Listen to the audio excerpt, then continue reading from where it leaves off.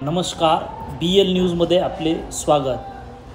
अंबड प्रतिनिधी आकाश जळके।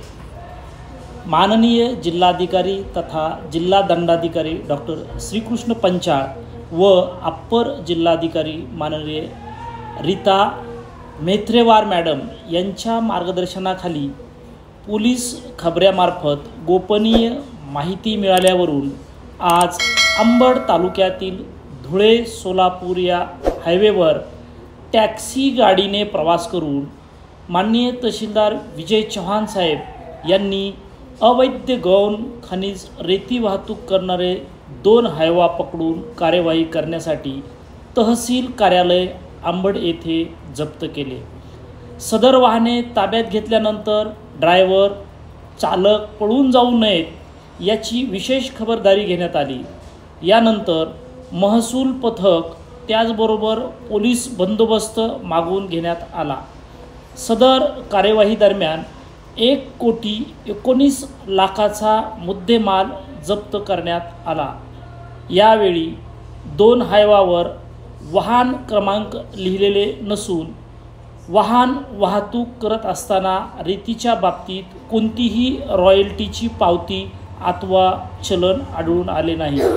सदरवेळी ड्रायव्हर यांना परवानाबाबत विचारणा केली असता त्यांनी कुठल्याही प्रकारचा परवाना नसल्याचे सांगितले। तपासणी व पुढील कार्यवाहीकरिता सदर वाहन जप्त करण्यात आले असून वाहने तपासणी दरम्यान चेसी क्रमांकासह चालकाचे फोटो तसेच अंगठ्याचे ठसे घेतलेले आहेत। त्याचबरोबर कार्यवाहीचा भाग म्हणून या सर्वांना अटक करण्यात आलेली आहे। सदर वाहनावर महाराष्ट्र जमीन महसूल अधिनियम व इतर प्रचलित कायद्यानुसार कार्यवाही करण्यात येणार आहे। यापुढे अवैध गौण खनिज वाहतूक करणाऱ्या वाहनावरती कारवाई करण्यात येणार असून याचबरोबर जनतेशी आवाहन करण्यात आले आहे की अवैध वाहतूक प्रतिबंध करण्याच्या उद्देशाने नदीकाठी भारतीय नागरिक संहिता कलम 163 CRPC 144 नुसार संचारबंदी लागू करण्यात आलेली आहे। सदर वाहने अथवा रेती उत्खनन करणारे साहित्य इत्यादी कारणास्तव व्यक्ती किंवा वाहने नदीपात्रात आढळून आल्यास त्यावर कार्यवाही करण्यात येईल। सदरील कार्यवाही माननीय जिल्हा दंडाधिकारी तथा जिल्हाधिकारी डॉक्टर श्रीकृष्ण पंचाळ, माननीय अप्पर जिल्हाधिकारी रीता मेत्रेवार यांच्या मार्गदर्शनाखाली तहसीलदार तथा तालुका कार्यकारी दंडाधिकारी माननीय विजय चव्हाण यांनी केली असून सदरील वेळी वाहने पकडल्यानंतर श्री विष्णू जायभाय मंडळाधिकारी, तलाठी श्री निवास जाधव, विठ्ठल गाडेकर, चंद्रकांत खिल्लारे, श्री सुनील सुलाने व श्री श्याम विभूते, श्री परेश बुलबुले व इतर महसूल कर्मचारी उपस्थित होते। त्याचबरोबर सहाय्यक पोलीस निरीक्षक श्री गुरले, श्री मस्के यांच्यासह पोलीस पथक बंदोबस्तासाठी उपस्थित होते। याबाबत थेट माननीय तहसीलदार अंबड।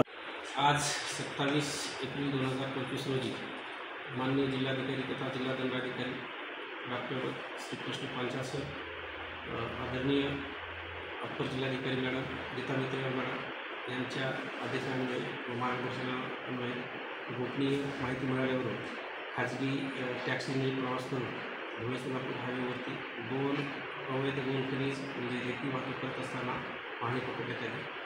सदर वाहने पकडल्यानंतर त्याच्यावर त्यांना परवान्याच्या बाबतीत विचारणा केली असता त्यांच्याकडे कुठल्याही प्रकारचा परवाना अथवा चलन आढळून आलं नाही। ड्रायव्हरला मार्गाविषयी विचारणा केली असता त्यांनी टाळाटाळ केला। त्यानंतर वाहनाची तपासणी केली असता वाहनावर कोणतेही वाहनाचे क्रमांक आढळून आले नाही। त्यानंतर आम्ही वाहनाची तपासणी करून वाहनाचे चेसिस नंबर आम्ही मिळवलेले आहे।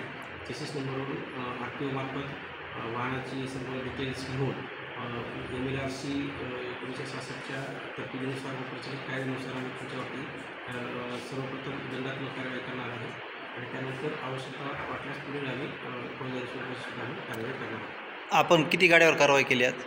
आज 2 हायवावरती कारवाई केलेली आहे. काल 6 हायवावरती कारवाई केलेली आहे. रात्री बुधवारी पत्रात जाऊन आम्ही पकडलेला आहे.